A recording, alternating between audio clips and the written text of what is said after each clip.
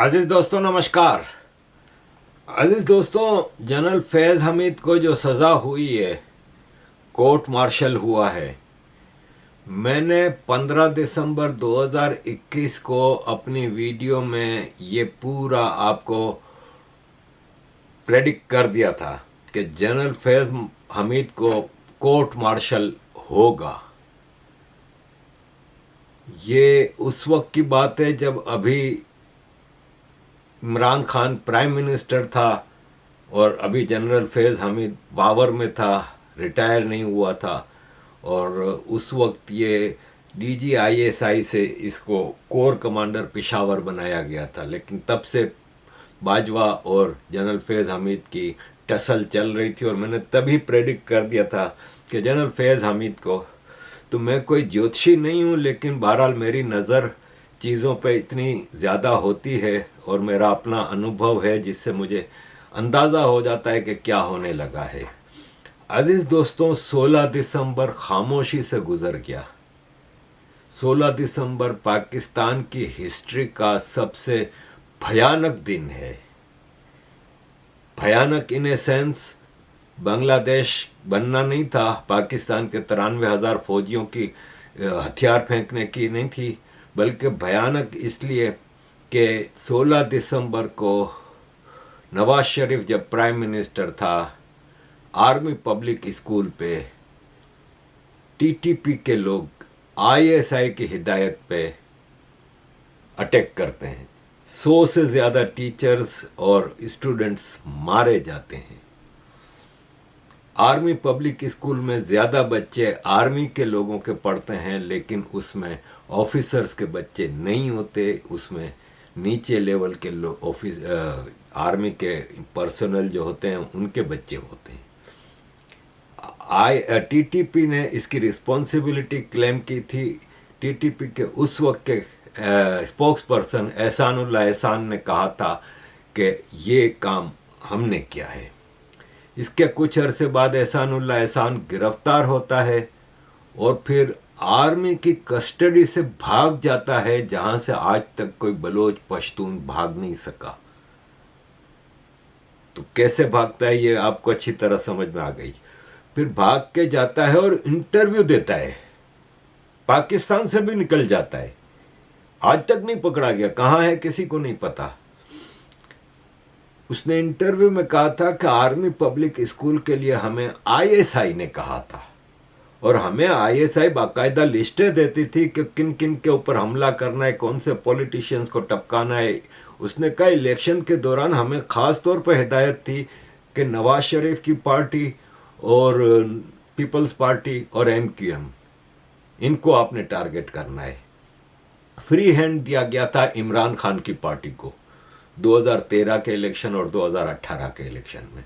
TTP के दंदनाते फिरते जो टेररिस्ट थे वो आर्मी की हिदायत पे काम करते थे। आज वही TTP आर्मी के सामने खड़ी हो गई है। अजीज दोस्तों, 16 दिसंबर को ये भी हुआ था कि पाकिस्तान आर्मी ने हथियार फेंके थे और 71 में ये सब हुआ था। मुजीबुर रहमान ईस्ट पाकिस्तान का लीडर था, उसने 320 सीटें थीं पाकिस्तान की नेशनल असेंबली की, जिसमें से 162 इसने जीती थीं, जो कि मोर देन 50% होती हैं।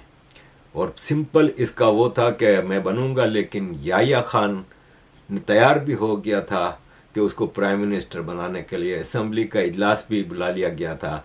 ढाका में एक और उसको कैपिटल तो ज़ाहिर पाकिस्तान का वेस्ट पाकिस्तान था और 50% से ज़्यादा पॉपुलेशन ईस्ट पाकिस्तान में रहती थी, तो ढाका में भी एक असेंबली हॉल तैयार किया गया था और सेकंड कैपिटल के तौर पर उसको ऑफिसेज वगैरह तैयार किए गए थे। और एक बार याह्या खान से पूछा गया था कि यार ये ढाका में असेंबली बिल्डिंग तो बन गई है, काफ़ी अरसा हुआ, सेक्रेटेरिएट भी बन गया है, लेकिन ना कोई स्टाफ है ना कोई वो है, वहाँ तो कोई भी नहीं है। तो उसने कहा कल को इन्होंने अलग होना ही है हमसे, तो इसलिए हमने इसको बना के दिया है। भुट्टो ने साफ मना कर दिया, उसने ऐलान किया था कि जो ढाका जाएगा असेंबली के हॉल में उसकी टांगें तोड़ दूंगा। और फिर पाकिस्तान को सरेंडर करना पड़ा और सरेंडर करके 93,000 पतलूने उतार के भारत के मेहमान बने। वो पाकिस्तान की आर्मी जो इतराती फिरती है कि हमने अभिनंदन को, भारत के एयरफोर्स पायलट को गिरफ्तार कर लिया था, वो शर्म से डूब मरे कि उनका टॉप जनरल नियाजी बाकायदा अपना पिस्टल देता है, हथियार फेंकता है और सारे जनरल ऑफिसर्स, ब्रिगेडियर कर्नल सब ने हथियार फेंके थे।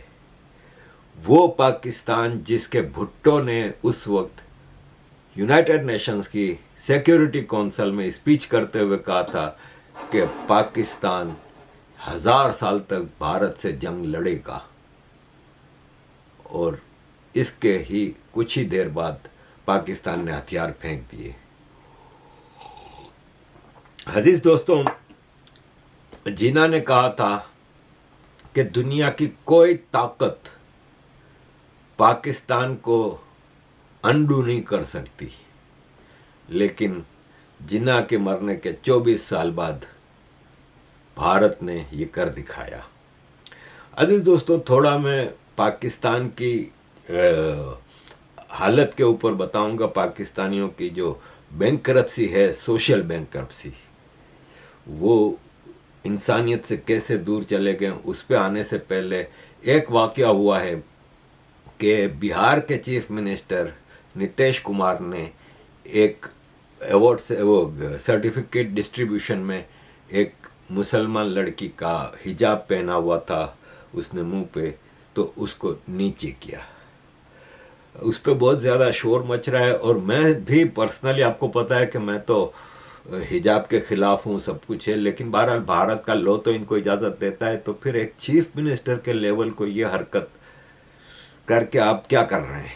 पूरी दुनिया में भारत को ही बदनाम कर रहे हैं। आफ्टर ऑल आप रूलिंग पार्टी मोदी जी की पार्टी के साथ अलायंस में गवर्नमेंट का चला रहे हैं। आपको कम से कम ये ज़ेब नहीं देता कि कानून भारत का इजाज़त देता है बुर्के का, सर से पांव तक के बुर्के का सब कुछ देता है। तो फिर आप, अगर आपको ये शक है कि ये सर्टिफिकेट इसका नहीं है किसी और का है, तो फिर इसका कोई मैकेनिज्म होना चाहिए चेक करने का। आपको शक ही था तो आप किसी लेडी इंस्पेक्टर को कहते हैं कि उसको कमरे में ले जाके चेक कर लो कि यही है। लेकिन इससे भारत की बदनामी ही होती है, कोई अच्छी चीज़ नहीं होती। लेकिन इसका जवाब राखी सावंत ने जो दिया है ना, कि इस्लाम में औरत के हिजाब को हाथ लगाने का हक किसी को नहीं है। तो जब आपको कुछ पता ना हो ना, तो फजूल में, एक तो वैसे ही आपकी कोई औकात तो है नहीं, 2 टके की मतलब इसकी हरकतें होती हैं। इस्लाम में औरत के हिजाब को हाथ लगाने का किसी को हक नहीं है। भाई साहब, हिजाब लफ्ज़ है ना जो, वो अरबिक है और पूरी कुरान में कहीं हिजाब का जिक्र ही नहीं है, कहीं हदीसों में जिक्र नहीं है हिजाब का, कि अगर हिजाब अलाउ किया जाता या हिजाब का इस्लाम में पाबंदी होती तो एटलीस्ट कहीं तो हिजाब वर्ड यूज होता कि it is an Arabic word. तो कहीं हिजाब है नहीं और आप कह रही हैं कि इस्लाम में इजाज़त नहीं। आपको टके का पता नहीं, आप फजूल बातें कर रही हैं। एनीवे, अजीज दोस्तों, नेशनल असेंबली पाकिस्तान में कुछ पैसे किसी के गिर गए, तो स्पीकर नेशनल असेंबली ने ऐलान किया कि भाई जिसके पैसे हैं आके हाथ खड़ा करें। आधे से ज़्यादा असेंबली ने हाथ खड़े कर दिए। ये असेंबली में बैठों की औकात है, तो बाकी पाकिस्तानियों की आप क्या। यहाँ आने से पहले किसी के ये पैसे गिर गए, यहाँ ये किसी के पैसे गिर गए, ये को 10-12 हाथ खड़े हो गए। पैसे इतने नहीं है जितने लोगों के हाथ खड़े, ये तो सारे हाउस के हाथ खड़े हो गए। ये थैंक यू जो भी मुझे वो करेंगे। अजीज दोस्तों, एक आदमी है चाइनीज, उसका नाम है फांग शुई लुई। इसने एक कॉल सेंटर खोला पाकिस्तान में, पाकिस्तान चाइना की हिमालय से ऊंची दोस्ती को बढ़ाने के लिए। लेकिन पाकिस्तानियों ने उसका पूरा कॉल सेंटर लूट लिया कंप्यूटर, जिसके हाथ जो लगा उठा के लेके भाग गए, और वो पूरा कॉल सेंटर बंद करना पड़ा।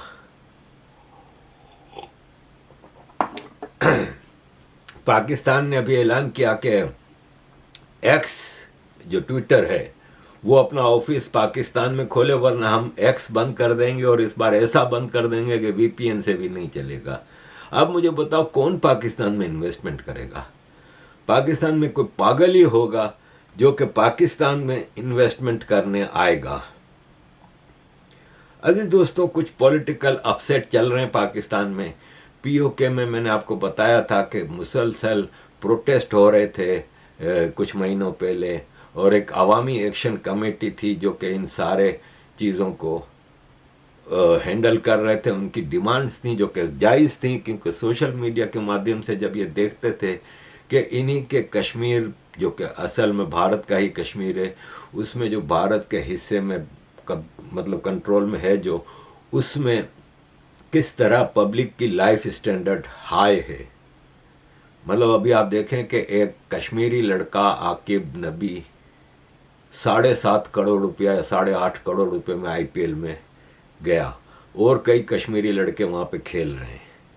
तो ऐसे में जब ये देखते हैं कि भारत कश्मीर में क्या डेवलपमेंट कर रहा है, इंफ्रास्ट्रक्चरल डेवलपमेंट, टूरिज्म डेवलपमेंट, ये वो, जबकि पाकिस्तान उतना पैसा पीओके में नहीं लगा रहा जितना पैसा भारत के कश्मीर में आतंक फैलाने में लगाता है।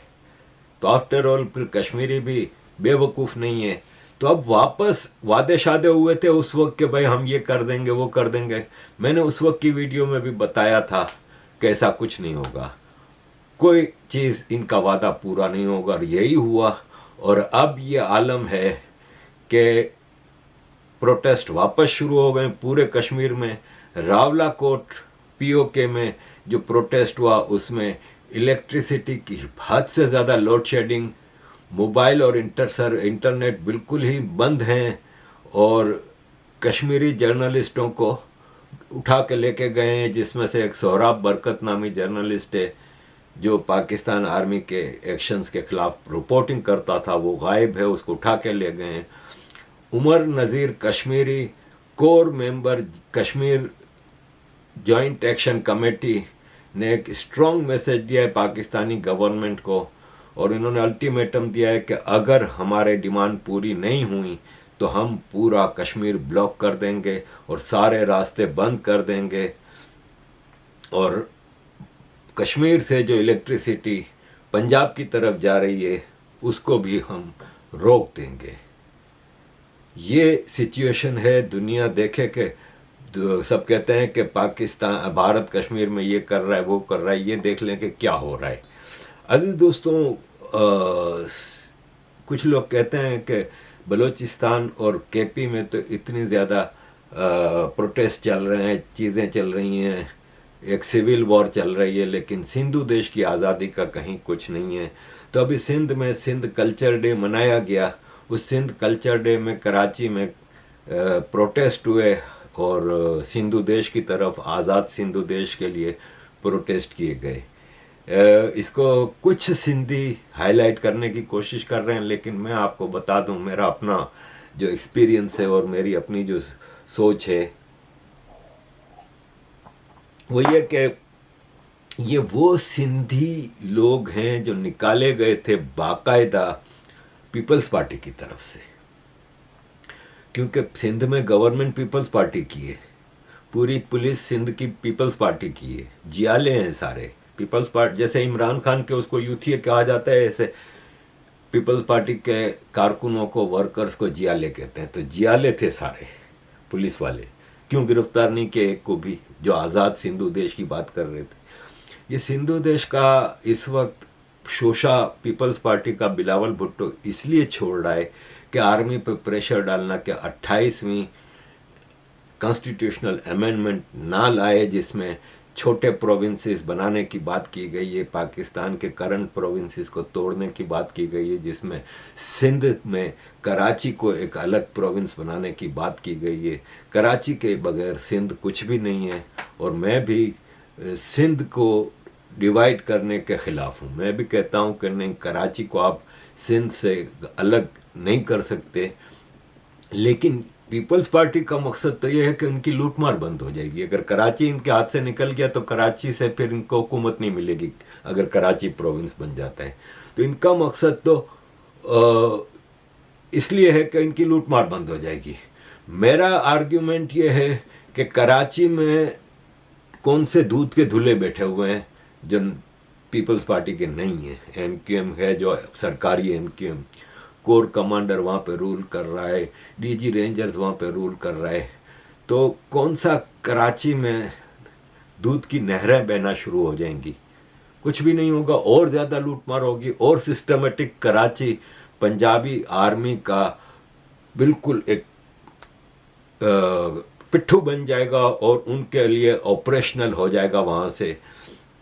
तो बिलावल भुट्टो सिंधु देश का ये जो शोषा छोड़ा है वो प्रेशर डालने के लिए आर्मी पे कि अगर आपने कराची को सिंध से अलग करने की कोशिश की तो हम सिंधी नेशनलिस्ट को मौका देंगे कि वो सिंधु देश बनाए। और आपके लिए फिर मुश्किल हो जाएगी अगर सिंध में भी बलूचिस्तान और केपी जैसे हालात हो गए तो फिर बहुत मुश्किल हो जाएगी। अजीज दोस्तों, अभी सिंध में एक हिंदू लड़की को अगवा किया गया और ये है कि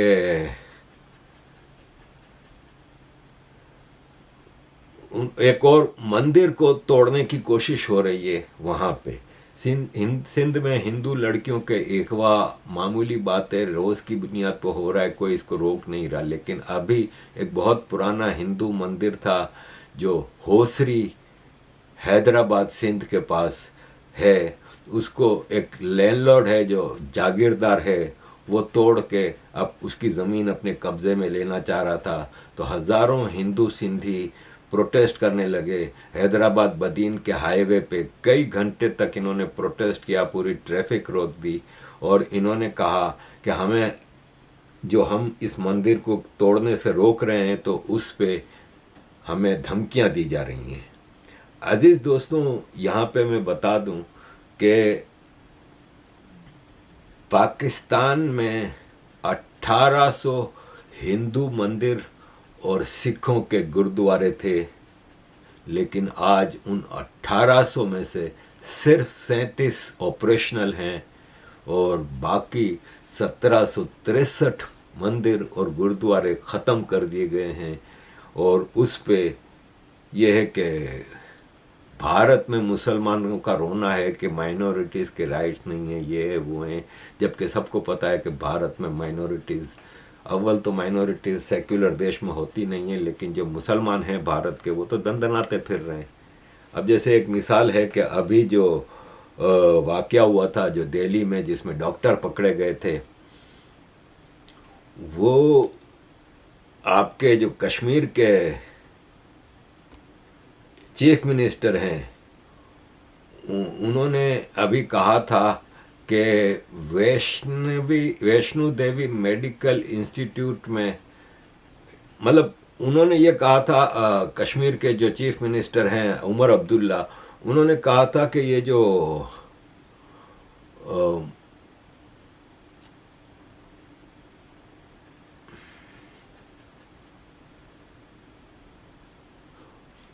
डॉक्टर पकड़े गए थे सारे इस टेररिज्म के चेक में विथ एक्सप्लोजिव्स एंड एवरीथिंग, ये ज़्यादातर एक ही यूनिवर्सिटी से आए थे और वो यूनिवर्सिटी के सारे स्टूडेंट मुसलमान होते हैं। तो उस पे उमर अब्दुल्ला को जवाब दिया था आनंद रंगानाथन जी ने कि Omar Abdullah is doing what Omar Abdullah does, spreading hate and bigotry, and at the same time not only playing victim but also threatening radicalization. But that's par for the course of folks like him. Ganga Jamuna तहजीब बोल बोल के गंगा भी ले ली और यमुना भी लेना चाहते हैं. Al-Jama Safia run 100% through Muslim donations, gives 100% seats to Muslim students. Darul Uloom Deoband run 100% through Muslim donations, gives 100% seats to Muslim students. Vaishno Devi Medical Institute run 100% through Hindu donations, gives 84% seats to Muslim students. Why? And this is over and above dozens of minority institutions funded completely by us, the taxpayer. Jamia Millia Islamia, run 100% through central government, gives 50% seats to Muslim students. And just look at the hypocrisy. Darul Uloom Deoband जो कि 100% मुसलमानों को seat देता है, तो क्यों हिंदुओं को नहीं देता? जबकि Vaishno Devi medical institute 100% Hindu donation पे चलता है, जिसमें 84% सीटें मुसलमान स्टूडेंट्स को दी जाती हैं। ये क्या बदमाशी है? ये क्या मतलब, इसका क्या आप वो कर सकते हैं? तो यह है कि भारत में जो मुसलमानों को फैसिलिटीज़ और हद से ज़्यादा फैसिलिटीज़, जिसका मैं मुखालिफ हूँ कि इतना ज़्यादा भी किसी को वो ना करो कि वो तुम्हारे सर पे चढ़ जाए, और वही हो रहा है। लेकिन पाकिस्तान में हिंदुओं के साथ क्या हो रहा है ये आपके सामने है। अजीज़ दोस्तों, एंड पे मैं आपके सामने एक मुझे अक्सर लोग मैसेज करते हैं कि बलूचिस्तान में हिंदुओं का क्या हाल है और वहाँ पे हिंगलाज माता का जो मंदिर है उसका क्या हाल है। तो देखें, सिंध में तो रेडिकलाइजेशन हो रही है बिल्कुल, और सिंध के लोगों को रेडिकलाइज किया जा रहा है, और एक सिस्टमेटिक मदरसों के ज़रिए होता है। आम सिंधी इतना रेडिकलाइज नहीं हुआ, लेकिन मदरसों में जो बच्चे जाते हैं उनको इस हद तक ट्रेन किया जाता है कि वो हिंदुओं को टारगेट करें, उनकी बच्चियों को टारगेट करें, उनके मंदिरों को टारगेट करें। लेकिन बलूचिस्तान में अभी सिचुएशन उस हद तक नहीं गई। बलूचिस्तान में मौलवी अभी डरा हुआ है और वो चीज़ें नहीं कर सका। तो बलूचिस्तान में ऐसा कुछ नहीं। हिंगलाज माता जी के जो मंदिर है उसमें कोई मूर्ति नहीं है, ना ही कोई उसका दरवाज़ा है। वो पहाड़ की गुफाओं में बने हुए मंदिर हैं जो कि नेचुरल पत्थर हैं, और वहाँ पे लोग आते हैं देवी की पूजा करने के लिए, और हर साल हज़ारों हिंगलाज माता की यात्रा के लिए जाते हैं, ख़ास तौर पे नवरात्रि पे। और ये है कि अपनी जो मन्नतें होती हैं वो लेके जाते हैं। कई सदियों से ये मंदिर जो है ये एक यूनिटी का सिंबल है, जहाँ पे मुसलमान भी हिंदुओं की तरह जाते हैं, और मुसलमान हिंगलाज माता को नानी माँ कहते हैं, और वहाँ पे हिंदुओं के साथ साथ मुसलमान भी अपनी मन्नतें लेके जाते हैं और वहाँ पे पूजा करते हैं। तो बलूचिस्तान का मामला ज़रा मुख्तलिफ है। अजीज दोस्तों, thank you very much for all your support. Kindly keep supporting.